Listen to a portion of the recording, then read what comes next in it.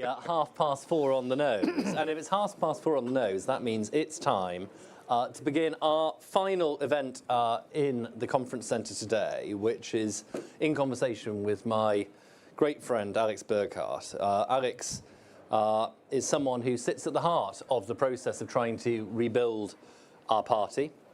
He is the Shadow Chancellor of the Duchy of Lancaster. He's integrally involved in Kemi's work as leader of the opposition. He is at the heart of the ongoing policy review, which is realigning our offer so that we are equipped to win in 2029.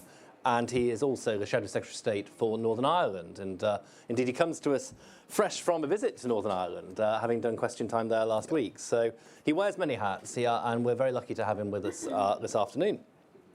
And Alex, I thought I'd start with a gentle question, which is, what is it you most like about Party Conference? You've been to a few of them down the years. What is your favourite thing about this jamboree? Look, good afternoon, everyone. As you can see, nobody's at Party Conference today.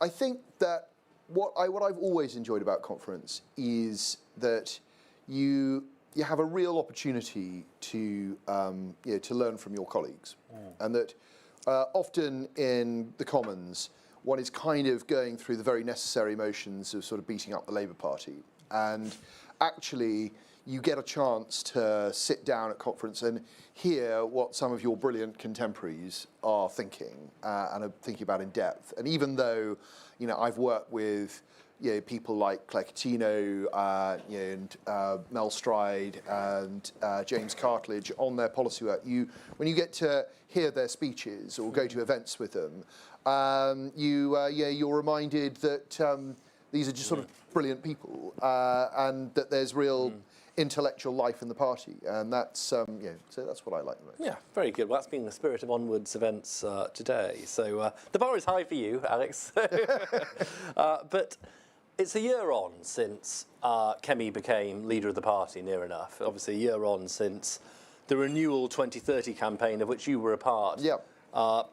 Led to success. And what are your reflections a year on about what's worked, what hasn't worked so well, what you think in particular the focus needs to be, on during year two? Yeah, and I think that the focus obviously has to be borders and economy, and which is written in fairly large letters around Manchester, and that's obviously that's the product of a lot of thinking, but the two issues that you and I discussed when we spoke at one of these events in July, that the two major issues of the Parliament that have emerged so far are the fact that the borders crisis is getting worse under Labour and the economy is getting much worse under Labour. And maybe that Parliament's are long, we are 1 year in, there are 4 years to go. Something else may rear its ugly head and change the calculus in that time.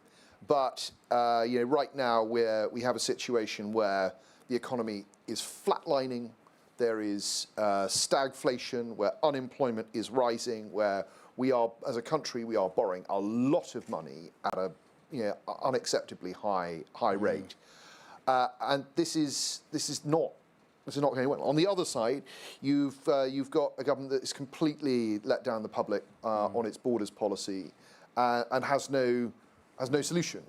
Very similar to the economy, it's hiding behind a sort of smokescreen that this is all going to suddenly get better. So I think we have not only landed in the space where the public needs us to be, we've also started, as Kemi did yesterday, we started to produce a very high quality of analysis in David Wolfson's report that shows not just what we need to do, but how we're going to do it.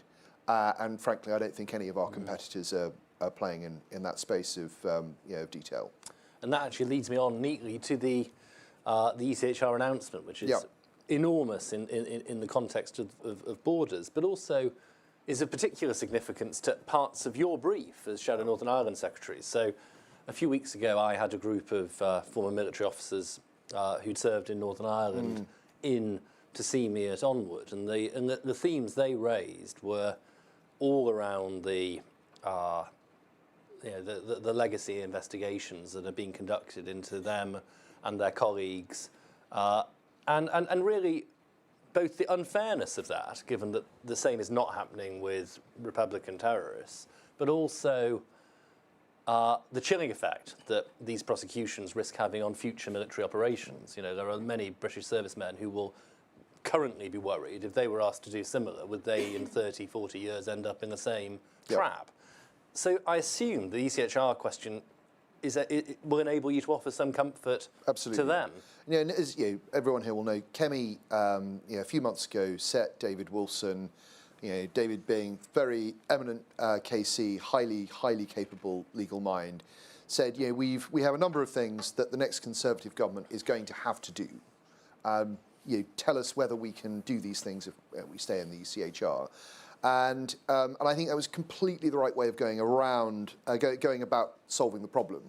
I know there are people like me who would say, in terms of constitutional purity, shouldn't be a member of the ECHR. It's taken on a life of its own. It's moved far away from what the original signatories thought, that you should not have a judicial body that is effectively making case law that cannot be overturned by any parliament. I think that is wrong. But Kemi didn't start from that perspective. Kemi started from the practical, which is very much in her nature,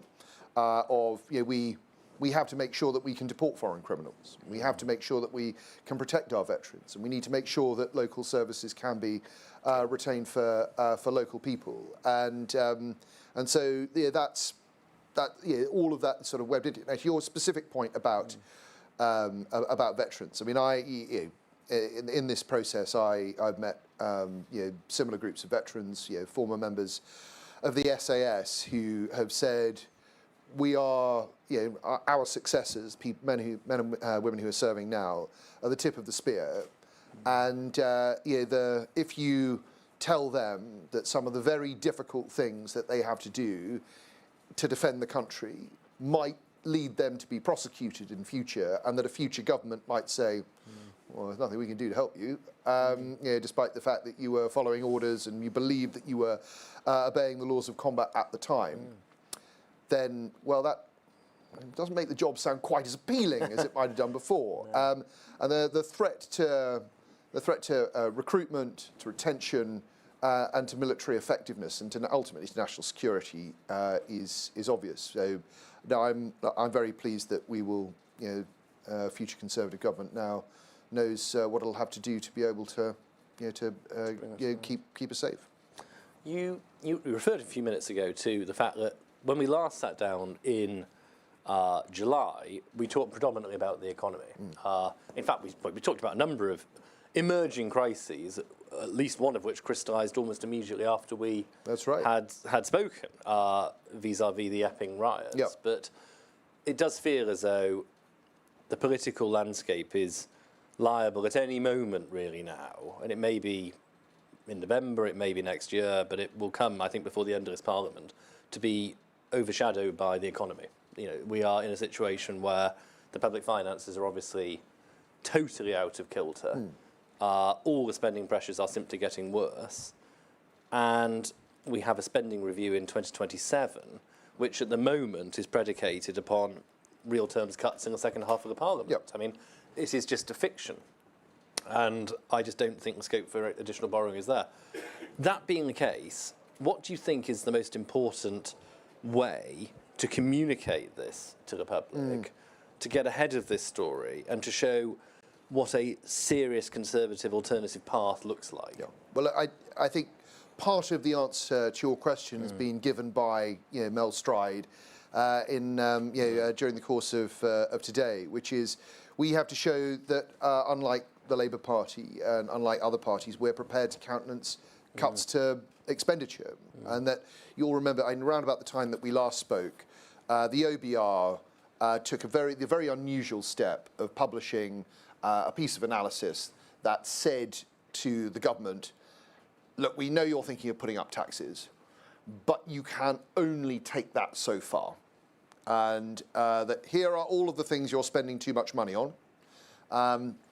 You need to take care of that. And it was a sort of very polite way of saying that the inventive way in which the OBR sometimes scores could not rescue the government if they didn't tackle spending. And that was obviously a response to the fact that Labour had to pull its vote on welfare, a very meagre welfare reform which was only going to reduce the increase in welfare spending. And so clearly the machine is very worried that Labour has lost control of the economy, as well they might be. Now we have to keep saying these things, but we also have to show that we have an alternative path, because I think that the country is much closer to the edge than a lot of people realise. I think that the classic sort of phrase is you go bankrupt slowly and then very quickly. And what happens if the political situation in France effectively creates a stir in the a very serious stir in the markets? There's a very high possibility that we will be next in line. And we are completely exposed. And the government has shown, first, that it doesn't know what to do. Second, that it is contemplating higher taxation, which will lead to lower growth. And third, that it cannot reduce public spending because its backbench won't let it. And so all of everything is starting to flash red on the dashboard. Yeah, I think what was so striking about the OBR's intervention was that it shows how the machine is being bent out of shape, trying to help Labour do what they did. I mean, last summer, looking back, I did think one of the most extraordinary things was how the Treasury validated the 20 billion black hole claim, which, in truth, wasn't a real construct. It wasn't. And so I do feel that the machine has been as accommodating as it can possibly be. Well, I think accommodating is quite a polite word. I think the Treasury and the OBR, to a certain extent, have blood on their hands. That they effectively allowed Rachel Reeves to come forward with a budget that very clearly didn't add up, and they signed it off. And this, once one understands that, it means that it's much. Look at whatever figures they come out with in November. It'd be very hard to trust those figures. And once you start to lose faith in the official accountancy of a country, then that's going to end badly. But I don't. Rachel Reeves didn't do all of those sums herself. She had senior officials in the Treasury that that had to put ink behind them. Simon, you were obviously Chief Secretary of the Treasury. I mean, how do you think that might have come about? Well, I can only assume because of a considerable amount of political pressure. Really, I mean, I don't think. We know officials were not talking to Jeremy Hunt in those terms earlier in the year, and Jeremy, rightly, when he was Shadow Chancellor, during the interregnum last year, was very clear. I think that he fundamentally rejected the sort of the post hoc rewriting of history in that regard, and I can only assume it happened because the officials were lent on very heavily, and I think. Or do you think officials wanted to accommodate a new government? Well, I think there's probably a bit of that too. That these people have got a large majority. They're going to be around for a while. We better show them that we're on their side. I think there's probably an element of that too, and I don't think that will be as easy to do in year two. The more so, obviously, because the government has gone from a position of almost unassailable strength to one of obvious weakness in that time. So hopefully, the mirror that is held up to the unsustainability of things will be rigorous, but that only increases the economic jeopardy we go into this autumn. And with that in mind, and with your shadow CDL hat on, state spending is obviously far too high. We heard Mel set out £47 billion worth of planned cuts, which is an enormous programme of cuts. I mean, if that can be delivered, that is game-changing. But with a view to state efficiency in particular, how do you see the operation of the Cabinet Office were you to be the minister in charge? And in particular, what scope do you think there is for AI and tech to really bear down on the sheer cost of government, which we published a paper in the summer called State Jacket, which is well worth reading, but it does bring out just how enormous the costs of the British state now are. Yeah, no, and I think that was a very good report, and one that asked some important questions and drew attention to, as you say, just how expensive the running of government is. And I think I was doing a panel earlier with Francis Maud and a few other like-minded people, and really one of the things that an aspiring or party aspiring to government needs to do is to decide in advance of getting into power, what it is you're not going to do anymore. Just start with what are you going to clear up, because when you become a minister in department, over time it becomes apparent that there's a whole load of stuff that was started a long time ago and nobody has taken the time to stop it. And it is trundling along, and very occasionally a sort of piece of advice will come into your red box and it'll be item 327 and it'll just say, sign here, Minister. And that's is the only time you become aware that there's a thing. And you really have to go through with a tooth comb what departments are doing and say, this is not for us. We have other priorities. And what you then do with what's left is you say, as we were starting to do in Cabinet Office when I was there, using this the latest technology, what can we automate? What do we not need people for, or what do we not need so many people for?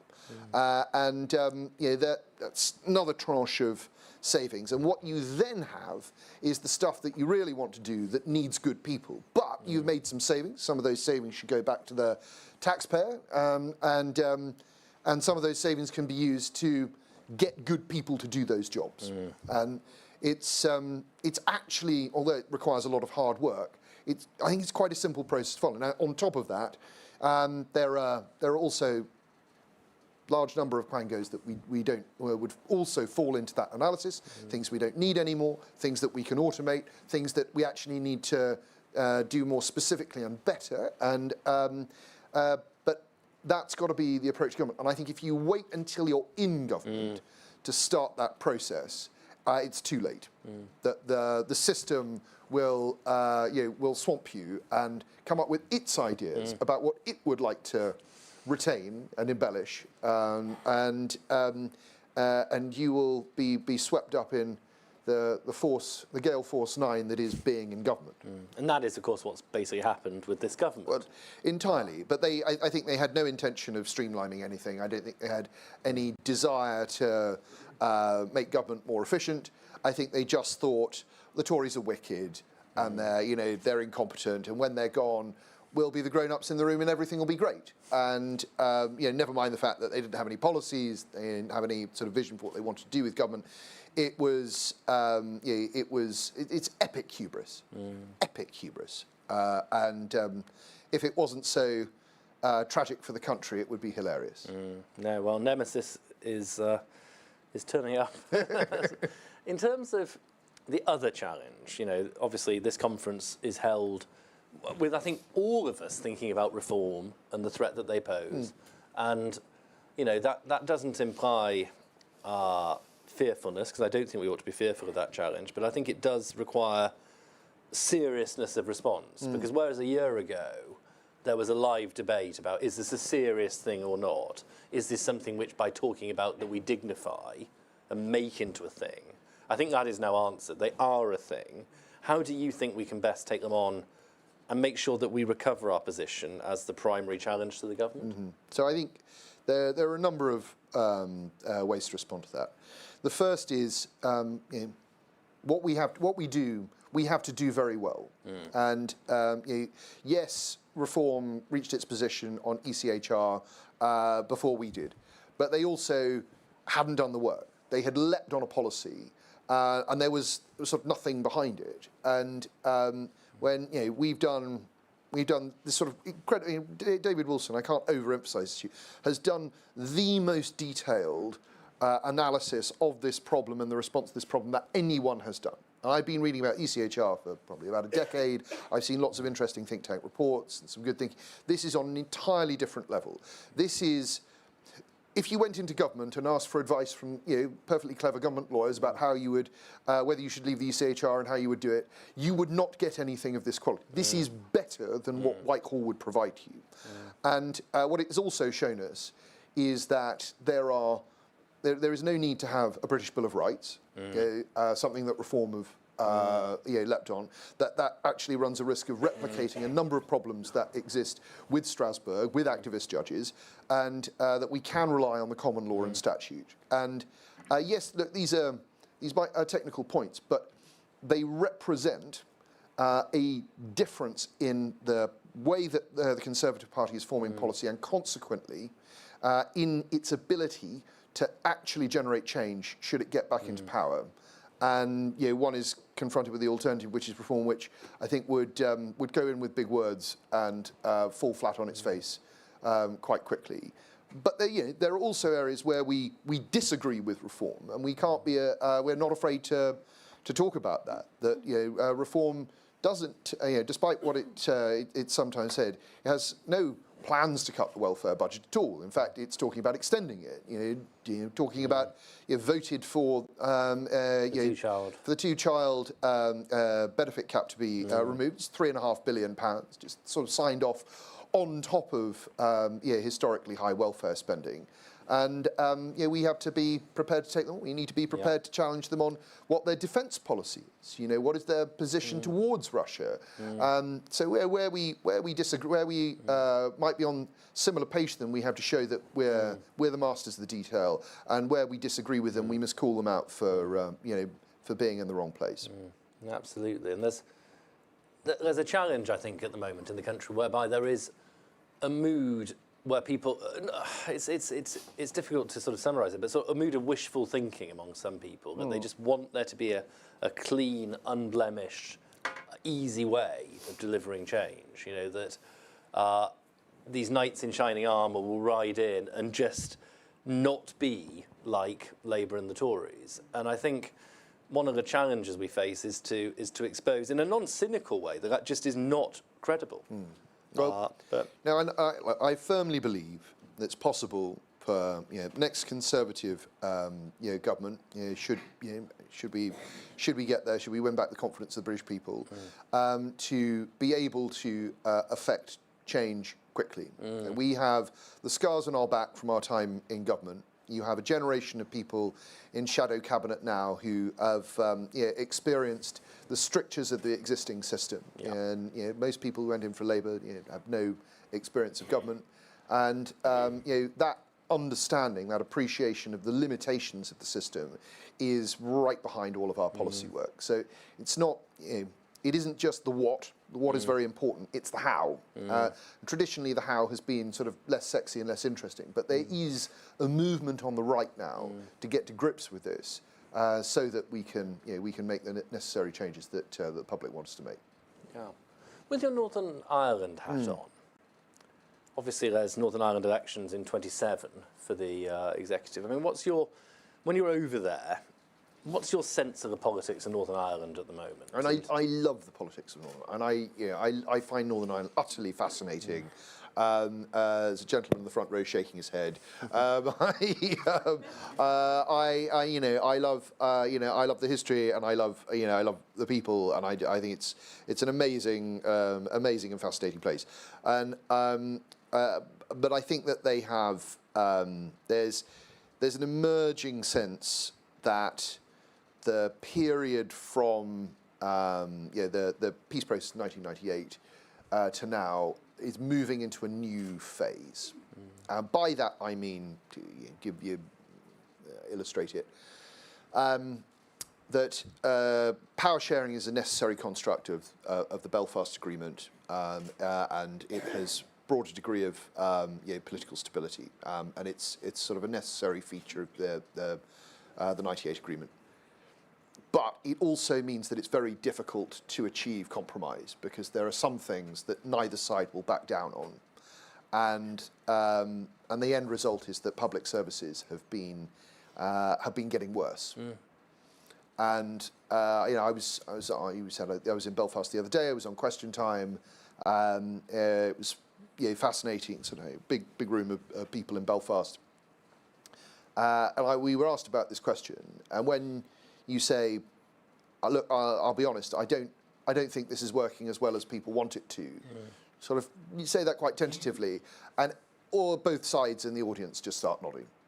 And I do think that the next Parliament Northern Ireland from 27 onwards will be, is the moment where things are going to have to improve. People are going to have to start to see a change in the services that they receive. And what scope is there for change, given that the numbers are they're quite ossified? And you have to have a First Minister and a Deputy First Minister from the different communities. I mean, to what extent is democratic change possible in Northern Ireland? I think it is. It's just a different type of politics. So we can't. One standard understanding of politics from Westminster cannot be easily transposed onto there. But I think that parties in power might find that if they can't make the change, that they will be supplanted by others who might be able to. So I think there's the political reality of the ballot Still matters and may start to emerge in its own sort of unique way. But yes, the people of Northern Ireland must be able to feel that change in traditional sense is possible. And just finally on Northern Ireland, obviously one dimension of the ECHR decision is it has ramifications for the Belfast Good Friday Agreement. I mean, Wolfson is pretty clear that in his view that is surmountable. But Yes. I mean, do you have anything further to No, add and to that? I think it's. I'm not a lawyer, and one of the as we were talking about the obvious restrictions that the convention placed on government. Something I was very concerned about was what the implications would be for the Belfast Agreement, for the peace process, and I've been enormously reassured by David's work, which says actually you don't. It's within the scope of the '98 agreement that you can leave the ECHR. There's no impediment to it. And that has been that is corroborated by a different report that was from Policy Exchange, written by Professor Richard Eakins, who is professor of law at Oxford University. So we now have two very serious pieces of legal advice, both of which say this might be a political problem. Obviously, not all sides will agree with the position we're taking. There's not a legal problem. There isn't a legal problem, and so again, the leader of Reform saying, "Oh, I'll renegotiate the Good Friday Agreement." We don't need to. If you do the work, you understand the detail, then you see as your options as they truly are. That's really helpful. So one final question from me before I hand over to you, the audience. The Conservatives have long prided ourselves on being a natural party of government, but obviously we've had long and difficult spells of opposition before. With your historian's hat on, which politicians do you think have done opposition for the Conservatives particularly well down the years? Gosh, that's a good question. And I think when I first got into politics in 2008. No, it was a little bit. It was around that time. I wrote. I'll tell you a boring story. Sit back, everyone.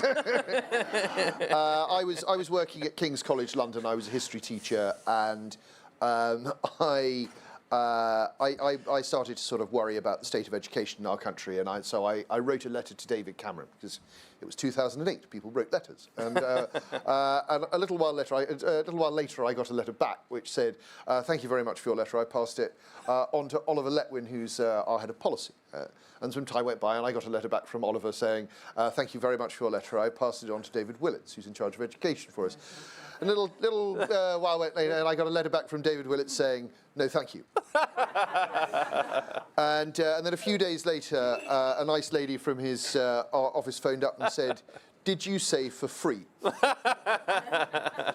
I said, "Okay." And so I went. I did a sort of bit of work sort of on the side, and then I was offered a job, and I went in, and life has never been the same since. But I tell that story just to introduce the fact that there was, I think there was a period between probably around about 2008, 2010, where we were duffing up Gordon Brown pretty good and proper. And I think probably the best time in politics is you go out of opposition into government with a majority and you can do things. And wow, that must be amazing. And the sort of second best is being in government and getting things done. But the third best is being in opposition and routinely knocking 10 bells out of a useless sort of left-wing government. I mean, there's fun. So I think there was a time then when we did it very well, and I think there's also, if you go back to 79, we managed to bring the government down. We managed to lost a vote of confidence and we got an election and we won it. And although that might seem fanciful with Labour Party having the majority it has today, it's not totally impossible. I mean, it's a small chance, before anyone sort of tweets that I'm talking sort of arrant nonsense as usual. I think the fact is that you remember when the welfare vote happened, it was clear that some of the Labour whips were briefing that it should be a confidence vote. I think it probably should have been, actually. I think the government would have got its business through, and the Labour chief whip should have said no, Prime Minister says this should happen, the Chancellor says it should happen. If you don't want it to happen, there's going to be a general election. So get through the lobby. And they would have won. A lot of people have screamed, but they'd have won, and they'd have retained their authority. Now they've lost it. But because they've lost their authority, there's a danger that there'll come a time in the future where they try and play that trick, and the rebels will call their bluff. And there's a danger that, obviously there's a danger that the Labour tribes will fracture and demand, continue to fracture and demand. I think there's a small chance of that, but there is a chance. And if you'd asked me a year ago, I'd have said there's no chance of that at all. Yeah. No, it's nothing if not interesting. So I will take questions in groups of 3, and we'll pass the microphone round. If you could introduce yourself, please, when you ask your question. So, gentleman here on my left, gentleman here, gentleman on the front row, and then we'll get round to everyone. I think we've got half an hour. So.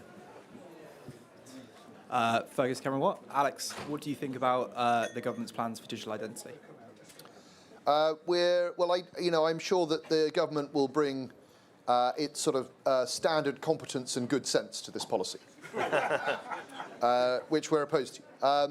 Now, I mean, look, we all know what happened with digital ID, right? What happened with digital ID was that the government didn't want to talk about Angela Rayner, and it didn't want to talk about Peter Mandelson, it didn't want to talk about Morgan McSweeney and Labour together, and so it woke up one morning and said, say digital ID. And it hadn't done any of the deep thinking behind it because the Prime Minister and his ministers couldn't answer even basic questions about the subject.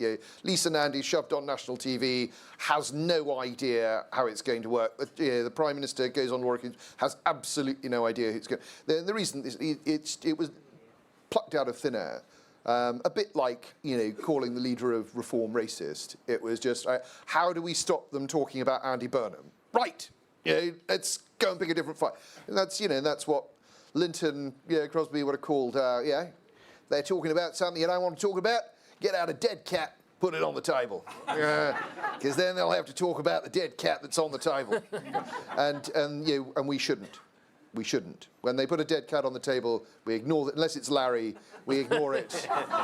we ignore it. We carry on talking about the things that matter. The digital ID is, if they push ahead with it, will be a disaster. They will muck it up, and it will cost a very great deal of money. No, indeed. So we will group the questions. Yes, of course. Sorry. Now, who did I pick up? Hi, hello. Yeah. If you were to listen to this conversation without understanding the context, it sounds kind of like cosy, as if you just have to wait for the Labour government to collapse, then voters will come to their senses and come back to you. But I was at a John Curtis briefing last night, and he's doing these briefings at every party conference, and he always brings bad news. But the news for the Conservatives was particularly bad. He's saying you're flatlining at 70% in the polls. People asked him, what is the way out? And his only answer was, I wouldn't start from where you are now. Do you think the party has got to grips with how serious and potentially existential a state it's in? And without wishing to be cliché journalist, if I may, because ID cards were mentioned then, you're vehemently opposed to ID cards, but this policy of trying to deport 150,000 people a year will rely on the mass use of facial recognition technology, Why is one a privacy concern when the other is seemingly not? Okay, so that's question number one, and then question number Well, two. I think that was more than one question. I think that was three questions. Yeah, Mine's quite a simple question. Like you, I come to a conference to hear some great speeches and hear some good ideas being knocked around and hear policy announcements, which have been great so far. But they haven't, if you look at the media, been front page. How are we going to get ourselves noticed? And secondly, the best speech I've heard wasn't from a politician, it was from Matthew Syed yesterday. And one of the things that he said is that you have to show more contrition. Would you agree with that? Okay. well, I think. Do you want to take a third one? Or is that? We'll take those. I think there's enough there to... So I think I think you all have heard. Kemi did. No, she did. There was a section of her speech yesterday where she talked about things that we gotten wrong, and but yeah, he was right, and she was right to do so. And I think, look, opposition is tough. Opposition when you have come off a historic defeat is hard, and you have to keep going. You have to absolutely keep going, and you have to make sure that when you make interventions, they are interventions of substance, and that is what we've been doing. And that's, to your point as well. We have to show that over the course of this conference, but also the next 4 years, that we have the ideas and we do the hard work and do the detail, and that our cares, the cares of the British people, and that's how the process works. But I absolutely take issue with the first thing you said, which was the idea that this session was all about how it was all cosy and everyone was going to come back, when we've been talking specifically about commissioning major work by very clever people that will solve the problems that people care about. And without doing that work, of course you're not going to get into power. But that's why we are doing it, and we're starting to see the fruits of that. And so now, look, I take what John Curtis says very seriously, but I also believe that we are capable of showing that we're able to give the country strong borders and a strong economy. And I believe that the country as a whole right now is facing a very serious set of economic challenges, and it will be the Conservatives that come up with the solutions to those challenges rather than any other party. And I think that will matter. Facial recognition. If the government, the future Conservative government, is going to use facial recognition to identify people who do not belong in this country and deport them, I'm absolutely fully behind it. And that's very different to making British citizens have to prove who they are for basic tasks. Okay, so on the front row, gentleman here with the beard, and then you, sir, and then you here.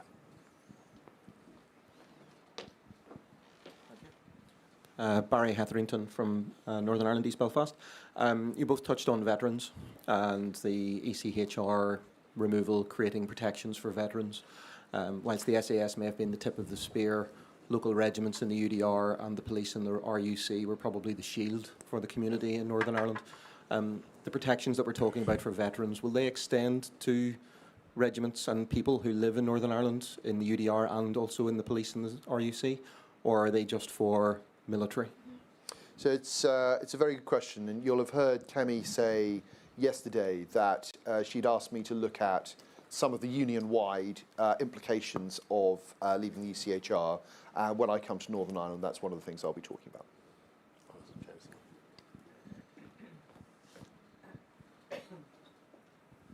Hi, Darshan Sangha from Epping Forest. Hi, Alex. We've had a number of people that have actually left the Conservative Party, and I say good riddance. Their loyalty's not there with the party. What do you think we could actually do, or what are we doing, and what's Kemi got in plan to stop that happening?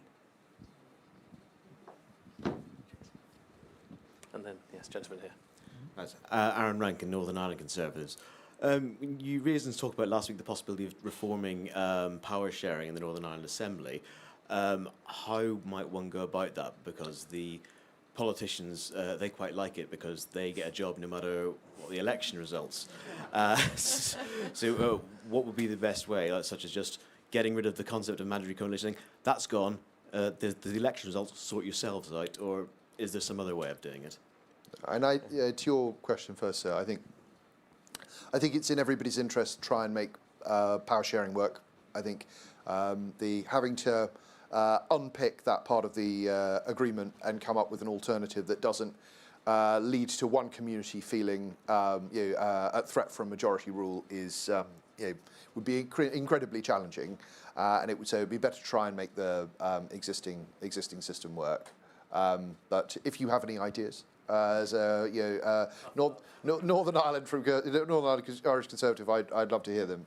And Darshan, I think that everything that we're doing, everything that Kemi's doing, is about renewing the party so that we have an offer, we rebuild trust with the British people, and we have an offer that takes us back into power. And I think that as that develops, people are going to want to join. People like Matthew Said, and who are going to bring with them new energy and new expertise. And that's what renewal looks like. Okay, so gentleman on the front row, gentleman at the back with the beard, and yes, and the gentleman behind James with.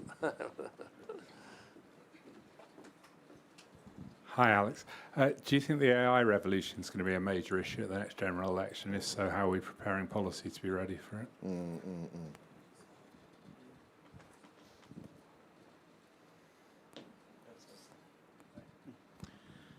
Hi, Alex. When we talk about cutting spending, reducing spending, how do we address the big white elephant, which is the NHS and its ever-ballooning budget, which is ever wasted?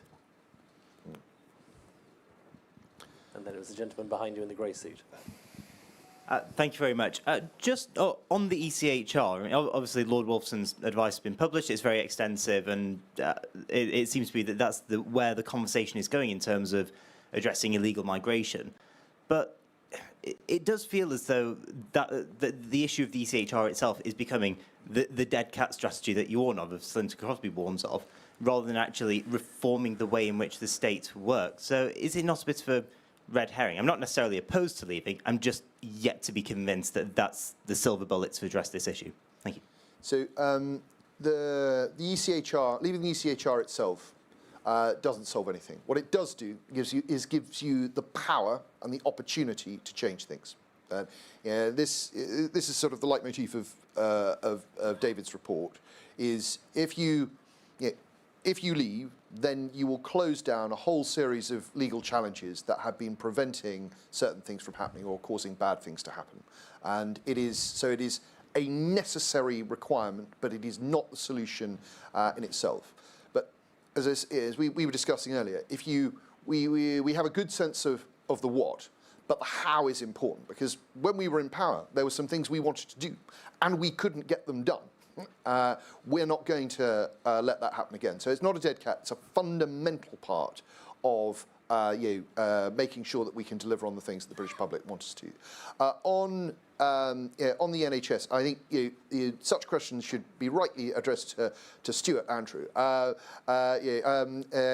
who's our Shadow Health Secretary. But I think that, and this feeds into the first question, there are clearly administrative improvements that can be made within the NHS. And, a personal anecdote. When my wife was in hospital when my youngest daughter was born, she had to be in there for quite a long time, and the quality of medical care we received was amazing. Amazing and profound. And when it was time for her to be discharged, there was no one around to sign the forms to allow her to be discharged. We spent an extra, 72 hours in hospital until I said, "We're leaving." And I was told, "You can't leave." I said, "Well, you can watch us. We're going to leave. I think you need this bed, and we want to go back to our house." And we did. It was a very significant reminder to me that there are many things in the NHS that work very well, and other things that can be improved. And within those improvements, there may be efficiencies that help the service work better for everyone. And Richard, to your point about AI, I mean, I'm in my shadow CDL hat on. I think about this a lot. When I was in Cabinet Office with Oliver Dowden, I set up I.AI, which was the first sort of AI unit in government. and it was a great adventure in trying to do things differently in the Cabinet Office, because differently in government, because I said I want to hire, I think about 50 external AI experts. Nobody liked that very much. And I was lucky because Rishi was interested in AI, and me and Oliver Dowden went to the Prime Minister and said, look, we want to do this. And he said, go for it, you have my full backing. Treasury didn't like that, came up with some reasons why it couldn't happen. Cabinet Office explained that these people could come, but they couldn't be paid very much. And said, luckily, Prime Ministerial patronage, we made it happen. And the moment we were out the door, it was moved to a different department. Civil servant was put in charge of it. A lot of the people from outside left, there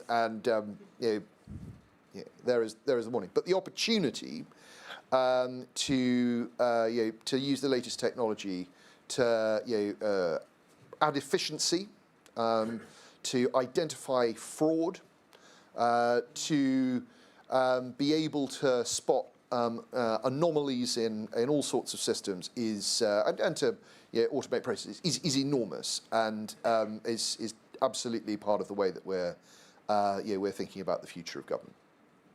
Okay, so gentleman with blonde hair, then is it Lucy at the and gentleman here.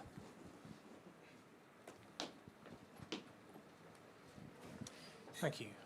My name's Matthew Trimming. Just building on your last point about the incubator for AI and also Lord Wolfson's advice, there seems to be a limit relying on the civil service for really great advice. And I know that Francis Maude has looked at this over time and tried to sort of push it. I just wonder where the party's thinking is on opening up, the market for ideas that isn't just the civil service.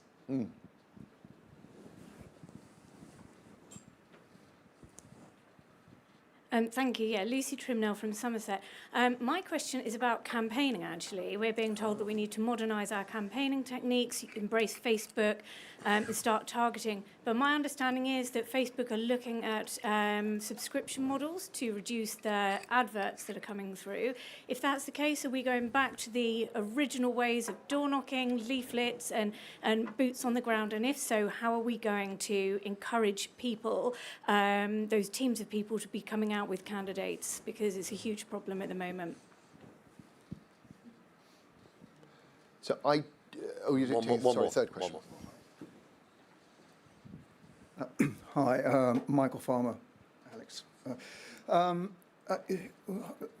government has come up with a lot of foolish policies which they put into law, and we've said that we will reverse them. I mean, I think of things like the farm inheritance tax. I mean, the Employment Rights Bill, which is really crippling employment, and then also just the whole area of getting people off welfare dependency and putting them onto contributing to the economy. We can say these things, and we can say we're going to do them, immediately when we come to power. But past history has sort of inclined that these things take a long time. You just highlighted the civil service and the problems there. Are we really realistic in saying, yes, we will reverse them? And do we really believe we can do that within a good time? Well, Michael, yes, we absolutely do. And I think that I've just been doing a series of business events around your point on the employment bill. And the economy is flatlining and no one is hiring and unemployment is going up without the employment bill. The employment bill hasn't become law yet. And there's, yes, we will absolutely repeal it in order to be able to give business what it wants, but also that won't be enough. There'll have to be other changes, and Mel and Andrew Griffith have already started talking about what they are. To the point that you were making, sir, about AI and about external. Very much so. I think the next, when should we be able to get back into power? I think that you inevitably have to bring more externals into the working of Whitehall, and I don't think that that is something that should be feared or resisted. It's it will be much to everyone's advantage to do so. When I did it, there was initial institutional resistance, but lots of people very quickly started to see the benefit of having external experts in a field producing new AI tools for them, even if it was sort of started to be managed badly after ministerial protection was removed from it. So I think we're very behind that. And your point, madam, about campaigning, I don't know about Facebook's policy, and I am a believer in using door knocking as well as social media, and that's certainly my constituency in Brentwood and Ongar. That's part of our sort of standard armoury, and I'd certainly recommend it as part of your smorgasbord of interventions. You use it, but if you've got a more specific question, I'm very happy to talk to you afterwards. So we've got time for one more round of questions. It's almost a fatal thing to say. Lady in the green jacket, lady here, and then gentleman on the front row.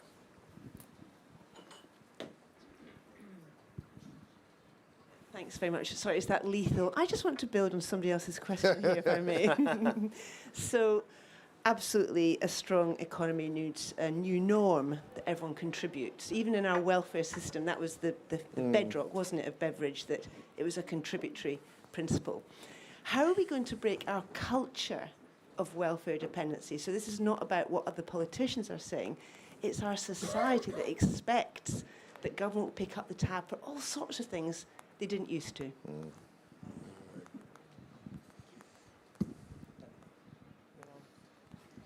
Hello, I'm El Gamal, Association of Richmond. I have been a Conservative member for so many years, but lately I feel I'm losing myself, losing my identity, and been asking myself, what do we really stand for today? Are we still the party of law, stability, and individual freedom? And before we talk about leaving ECHR, shouldn't we make sure there are clear laws? We cannot leave with a vague plan. We need to protect ordinary citizens first. I still believe in conservative values. I just want to see them lived out.